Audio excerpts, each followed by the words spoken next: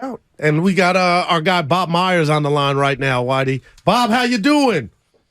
Hey, Bob. I gotta stop. The last time I came on was the day after Judge. By the way, I saw Judge yesterday in our hotel in New York, and I said, "Can I at least get an explanation?" This is what'd he story, say? and he started laughing. Oh, It was Kurt and I in the lobby of our hotel in New York, and he walked by. I don't know what he was doing there. And he walked by, and Steve and I looked at him, and, we were nice. Hey, congratulations. I joked. I said, "Can I get an explanation?" He just started laughing. But anyways, last time I came on was the day after that. I got to stop coming on, man. Bob, people love that, too. Why you got something to read? I'm sorry, Bob, Okay. and it's great to talk with you. The Executive Show brought to you by AFICI, Afici, San Francisco's newest culinary adventure, located at 680 Folsom Street in San Francisco. Go to www.afici.com to book your reservation today. Bob, we got so many things to talk about before we even get to the Warriors last night. How about it? I mean, I know it's not fair to ask you, it wouldn't be right to ask you to comment on any of the particulars of this, but you do this for a living, and we've never, as I just said, we've never seen anything fall apart like this, anything of this magnitude. So what's your reaction as far as anything you can share with us about what the hell happened? Well, I mean, first of all, it sucks. It does. It's just, people think somebody wins in these situations. Correa actually lost money. Giants obviously are the biggest. It hurts them the most because the opportunity is gone. You can't pivot. That's the most painful thing for a team. And you can't, there's this small window of time. And that goes for any team in free agency where these things happen fast and there's competition and there's offers that are out there beyond your own. So just getting an agreement is hard. But I think what listeners and we're realizing now is, and if you're in the business, you do kind of know, these things are very rare. But there's this moment in time, just like if somebody came to your house and said, "Yeah, I'll buy your car for $20,000 or whatever it is," and you shake hands. And that's okay, fine, we shook hands. But then the guy calls, "Yeah, I bought a different car." You can't really do a lot about that. So in sports, it's even worse because when you sign a player and you get an agreement, it's public. And part of that's actually helpful because it alerts the other teams in the market that this player is off the market. And the agents honor that 99% of the time. The only times I've seen an agent back out is when a player will tell that agent, "I have second thoughts," and the agent will then call the team and say, "I'm really sorry. This guy changed his mind." That I have seen happen as on the agent side and on the team side, and it's never good. Teams rarely do that. I've really never really seen a team say, "We changed our mind." But then there's this part that we all saw happen where there's a physical. And again, Whitey, you prefaced it. I have no idea what happened. I don't think I'll ever know. But in any event, it's public knowledge that there was a disagreement on the medical. That happens too. And you risk these things, this small percentage of losing a player. And so for me, speaking from my standpoint, we've signed big players. I've represented players where there is this gap where we're sweating it out, whether as an agent or a team, hoping that the physical is fine. It's a footnote in the eyes of the public because we've got this player, it's announced, it's all happy, everything's good. And meanwhile, there's a trade call, there's doctors, and when you're talking about guaranteed money, and that's what happens in the NBA and Major League Baseball, it's all guaranteed money.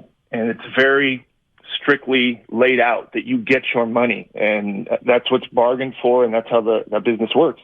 It's interesting, Bob. The last thing I'll say is, healthy or not, you get your money. So the NFL, I would say you can maneuver contracts and renegotiate, not so much in baseball and in basketball. Bob, it's incredible you say that because last time you were on and you just mentioned it, you talked to us about the courtship of Durant and the inside, and people ate that up. My question to a guy like you in your position, how much of your job and the things that you do to try to land or bring something to your organization, you have to run by the owner or your boss? Look, Goo, $300 million, no GM gets to make a decision that is $300 million, nor should they. That's the decision of the guy that owns the team. He gets to make that. you can recommend it, and every GM has a different amount of authority, and you earn that, or some owners are more engaged than others. Speaking from my perspective, yeah, and I think 90% or more of GMs clear these things with their owner because the money is so big now. It's not. I think in the past, not that the deals were small, but you're talking about $300 million, and you're talking about what happens if you get it wrong or right. Owner engagement has probably never been more than it is now, because I think when you buy a team for $1 billion, $2 billion, $3 billion, you're going to be involved in your team for the most part. That wasn't always the case 25 years ago. Teams were going for $100 million, $200 million, still an absolutely crazy amount of money for most people. But that's different. This is people. This is going to sound bad to say, but there was a lot of people that could buy a team for $100 or $200 million 15, 20 years ago. There's not a lot of people now that have $3-4 billion to buy a team, a football team, a baseball team, a basketball team. So the people that do want to know what's going on, and I get that. So, Goo, I can't think of a situation where an owner would not say yay or nay to that type of situation or decision. Bob Myers with us on 95.7 The Game at Steiny and Guru. Whitey in for Steiny. Bob, here's something that stands out to me about this, and obviously, you've dealt with it as an agent, as a GM, so maybe I'm just wrong, but it seems to me typically a deal of this magnitude, when a team said, yeah, we've come to terms with a guy, typically it's implied that, we're on board, and you don't expect as a fan to hear about what appears, at least from what Scott Boras is saying, to be maybe a minor medical issue throwing a wrench into things. And that's where I think a lot of fans are going, wait a minute, how this is a huge deal and you had him, and now it's something that happened a long time ago. So in your view, how rare is something like that cropping up in a deal like this? So in law school, they taught me that words are pretty powerful and matter. And the key thing you just said was minor. So and I'm not criticizing you, I don't think, I don't think this was minor. Okay. Now look, I could be wrong, and it could have been a lot of different things, to be honest. Right. But I would hope and assume that if it was minor, and I was in a situation here where I forget, a long time ago, where a player's physical came back and we changed some protection on a second round pick, and that had been my first year doing it. And it was a minor thing, and we figured it out. But that was a trade with a team where the physical came back. That wasn't a free agent signing. So maybe a little bit more time, a little bit more space, where when you're in a situation in free agency, you're negotiating with Scott Boras, who obviously is very good at what he does and has direct lines to owners. I met him in a game in LA one time, and I was talking to him a few years ago, and he told me unsolicited, he's like, I talk to owners. I said, well, I guess if you can, you should, and it wasn't a slight on me. He was just, I'm not in baseball. Just tell me what he does. So, a guy like that, but I'm not saying he's distrusted or untrustworthy. He obviously has to have great relationships with every GM. He has so many players. So I can't speculate. I know it's your guys' job to speculate. I can only say that anytime these agreements are reached verbally, there is an exposure level that 95% of the time is fine, but it's there. And this is a GM's fear. This is an owner's fear. This is a fan base's fear. This fan base, the Bay Area may now have learned a hard lesson in that whether the Warriors announce something, or the Giants, the 49ers, maybe it's different in football, until that press conference happens, that deal is probably not signed, or until the team releases an official statement, which it never happened, right? Did they ever officially say they signed it? Just that they had agreed to terms, never that they had signed it. Yes, you're right. So you say agreed to terms. And I think we do that too, actually. Maybe. But until you say it's signed, now, that's kind of hard medicine to swallow for fans, because, you want to think something's said and done. And I don't think anybody lied or was disingenuous here. I just think it was one of those very rare situations, and I don't know if we'll ever know. And fair enough. I mean, it could happen to me. I don't know. It's part of the business, and it's just too bad it happened to the Giants from somebody that knows those people, and it's just for our fans, and it's a tough one. It's a hard one. Bob, I got to tell you this, man. I'm in my living room 2 weeks ago before you guys get ready to take on Boston. I tend to believe I speak for the fans. And Woj comes out, you let me know if I'm doing too much here with your contract status, and where you're at now. And little Daryl looks over to me. He's like, Bob's going somewhere. I'm like, I text Steiny frantic. I'm like, hell no, Bob ain't going anywhere. Fans are worried. Yeah, fans are very concerned. All the skins on the wall that you have for the people listening, Bob, you're going to be around, right? How old's your son? 18. Okay. I thought he was younger. Yeah, he's team manager for Santa Clara men's hoop, Bob. So I'm kind of proud. Yeah, I talked to your son about it. Him and I can talk about it.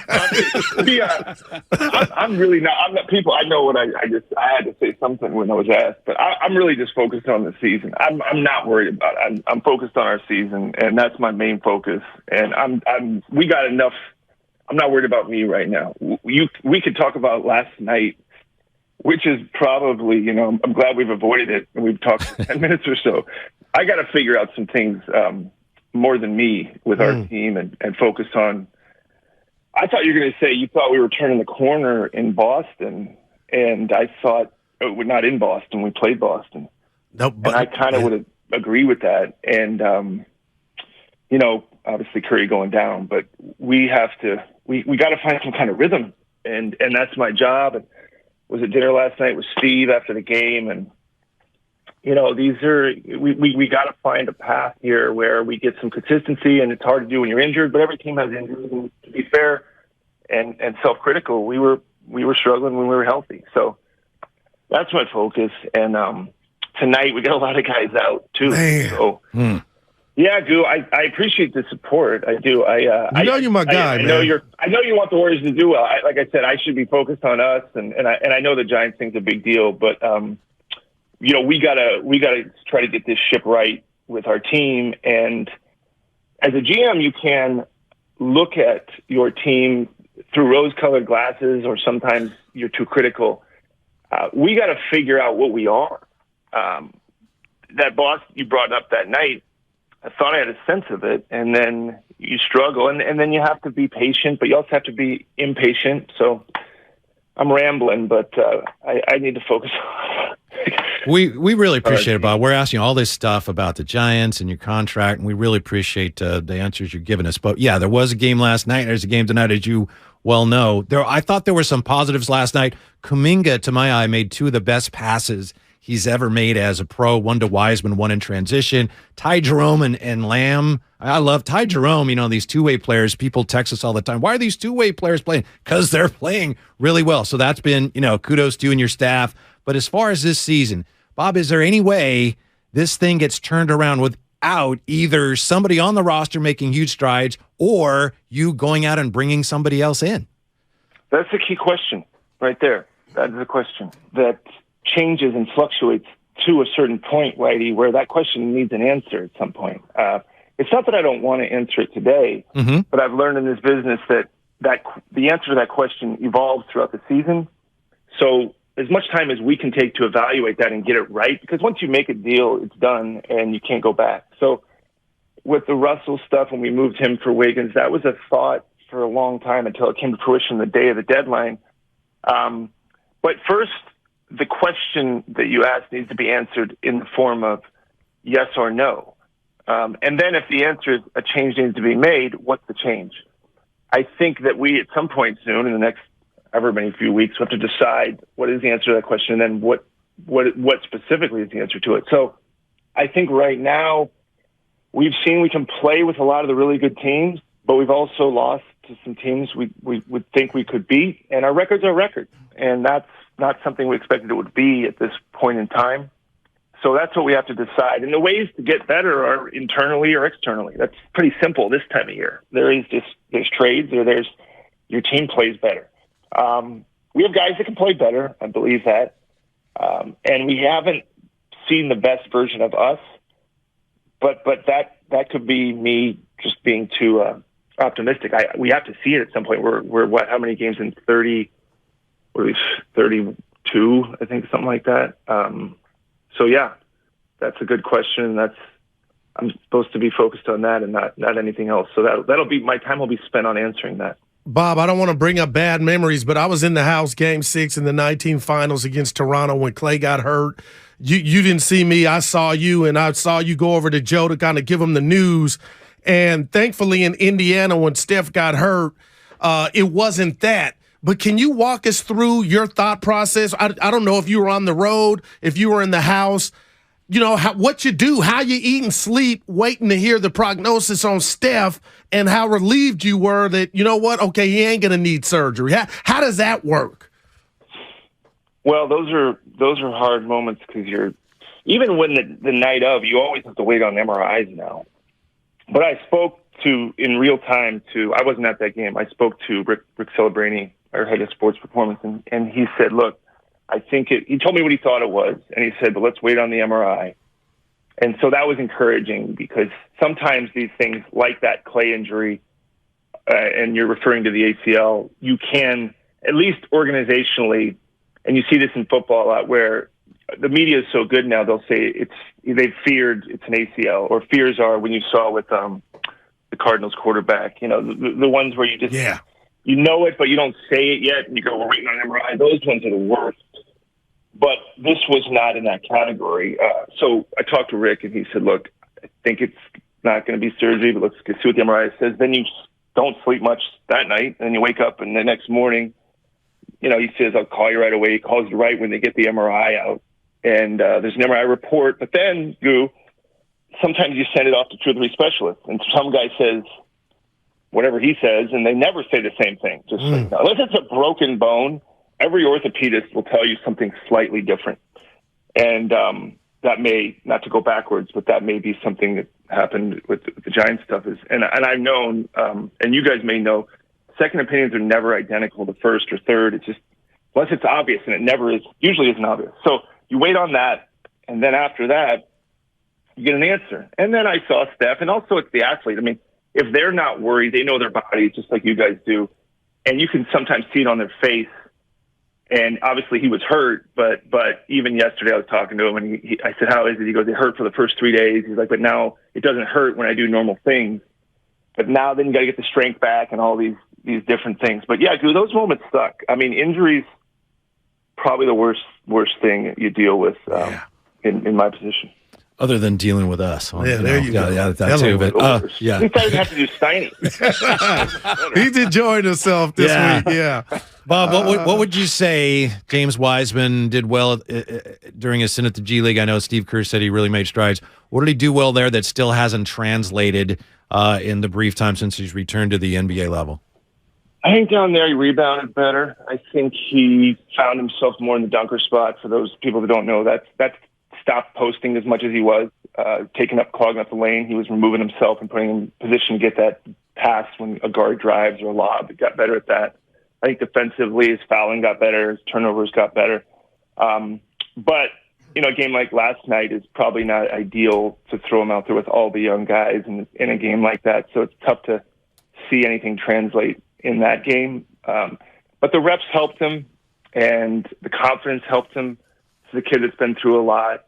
And so there's things you can pull from it, but ideally you put him out there with some of the more veteran guys. And that it's hard for the young guys, and that if you guys kept watching, maybe did something else with your time in the fourth quarter. The oldest guy was Wiseman. He's 21 and whatever months old, and that's the oldest guy of the 5 guys on the floor. It's not going to look good. And none of them, I think, looked great. So, yeah, I did some things well, but still needs to improve on things, just like all our young guys do. And they're, they 1 step forward, 1 step back, 2 steps forward, 1 step back. And we have not had a cushion because of the way we've been playing to just let those guys play and play through it. And that's been the challenge, I think, for Steve and the staff, is figuring out minutes for some of these guys while we're in these tight games and trying to kind of stay around or get above 500 and in a very convoluted Western Conference. So, yeah, Bob, that's actually a good thing. I was telling Whitey, what are you guys, like 5.5, 6 back from the number 1 seed? So to me, that helps out. We'll get you out of here on this one, Bob. You had mentioned earlier that you're trying to figure out who you guys are. I get it, 32 games in. But how difficult is that when there is no Wiggins and there is no Curry? Well, Goo, I think it's impossible without those guys. But we saw a decent chunk with them, and I can't say why we went out early and lost some games that those guys were finishing. Yeah. I don't know if that was just sometimes in close games. Usually they even out at the end of the year. I think a lot of them we didn't play well in the clutch. I don't know what that is. I do think that in a playoff series, I would trust those guys to finish out. They no reason to believe they wouldn't, but it just didn't go that way. And so then you try to evaluate what does that mean. But then you have injuries, and it does cloud the whole thing up as far as what are you. And at some point, you just what it is what it is, and you can't blame it on X, Y, or Z. It's just whatever your season's telling you. That's the beauty of sports. I mean, I could sit up here and make excuses, but there's more time for us to kind of figure it out. But we're not sitting here liking losing. It's no one does, not the players, not me, not Joe, certainly not Steve. So we gotta try to get it going in the right direction. Thanks, Bob. We appreciate it. I know this is a tough day for a lot of fans, but for me, I get to hang out with Goo. I get to talk to you. We appreciate it. Happy holidays. Enjoy your time home, and we will talk to you soon, sir. Enjoy. All right, guys. All right, Thanks for having me. Take care. Take care.